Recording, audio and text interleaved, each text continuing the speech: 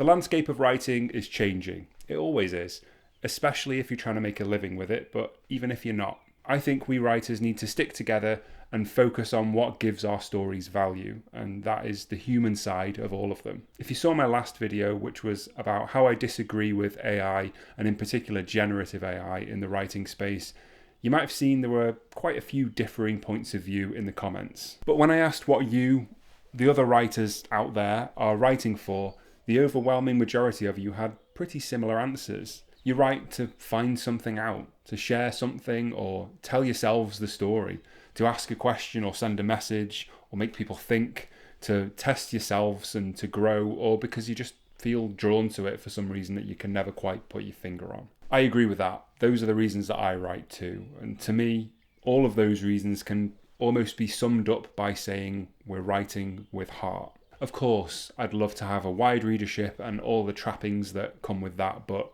that stuff isn't what drives me to write. It never really has been. There's just more to it than that for me, and there probably is for you as well. But, by the way, if you consider yourself more of a realist and a pragmatist, if you want writing to be your business front and centre, and that's what drives you to write, not all of this artistic stuff that I'm going on about, that's totally fine. It's a different motivation from mine, absolutely, but I don't think we're even far apart, and I'll come to that. If you feel like I do, though, in this age where art and creativity feels like it's under significant pressure for many different reasons, AI being just one of them, then I think there's actually no better time to lean into the stuff that really, truly drives you to write. If you're looking for success, as we obviously all are, whatever that might mean, I think that trusting that part of yourself and investing in that part of yourself and what drives you sets you up for later on. But later's the big question, isn't it?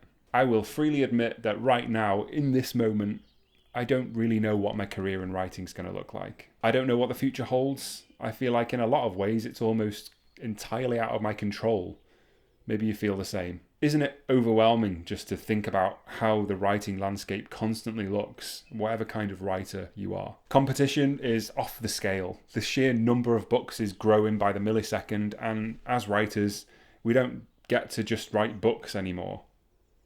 If we ever did. We also have to be marketers, social media managers, relationship managers, accountants, podcasters, editors, and a whole host of other stuff. And we don't just have to do that, we have to be good at it. But this is where the pragmatic writers among you come in and say, yep, you can't just write a good book and expect everything else to work out. You can't just make art and expect people to find it and buy it. You're not wrong. If you're a realist, you're seeing what you have to do and you're taking steps to do it. You're making your writing what it needs to be rather than keeping it solely what you want it to be. I can see how that would give you the best possible chance of success in this climate. I can't argue with that. The thing is, that doesn't mean that the more idealistic writers like me are doing it wrong.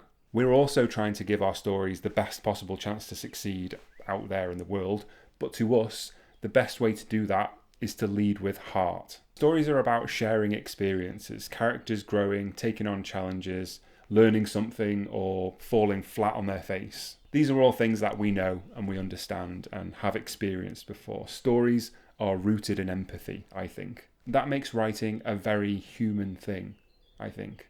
And stories may be written with the intent to change the world or right wrongs, and that's great. I think we need that possibly now more than we ever have. There's no better reason to write. But they can also be written for light entertainment and to pass the time on a train ride. But I don't think we should make the mistake of thinking that that's not the same thing. I've said this before, but a book can be a friend, and a book that's easy to read can come in really handy when you need an escape or you just need to be somewhere else for a while. We've all felt like that, surely. And that is heart, and that's what's magic about writing. Some people will mock me for talking about writing being magic. They tried their best to in the last video, but I don't care. It's not a disadvantage to realise that everything right now is a commodity. Everything has a price or a cost or a trade value or a monetary worth. Everything needs to be optimised, marketable, sellable, clickable, likeable, competitive. It feels like it just keeps going up and up and up and up, and yeah, we know that. But we do have the option to just ignore that or assign less importance to that if we want to make something or write something that is about more than just profit. The point I often try to make in these videos is that even if my stories never made me a penny, and I knew they never would make me a penny, I would still write them. Ignoring all of that outside pressure and focusing on writing stories that matter to us and we think maybe might at some point matter to someone else is obviously really hard to do. Against this attitude of, don't you know this won't make any money, it can sometimes feel almost counterproductive in a sense, but I honestly think writing anyway and putting all of that aside as much as we can is one of the best things we can do. Trends and pressures will come and go, we can't control that, but readers have always wanted stories with heart, and they always will do.